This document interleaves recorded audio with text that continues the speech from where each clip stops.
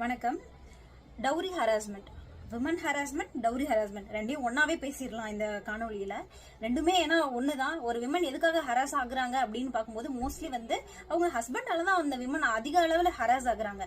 Other person third பார்ட்டியால harass ஆகிறத விட அவங்க ஹஸ்பண்ட் தான் அவங்களை போட்டு அடிக்கிறது, மனதளவுல உடல் அளவுல துன்புறுத்துறது யாருன்னு பார்த்துட்டீங்கன்னா அவங்க ஹஸ்பண்டா தான் இருக்காங்க. ஸோ விமன் ஹராஸ்மெண்ட்டுக்கும் டவுரி ஹராஸ்மெண்ட் ரெண்டும் ஒன்னா தான் நம்ம பார்க்க வேண்டிய சிச்சுவேஷனா இருக்கு.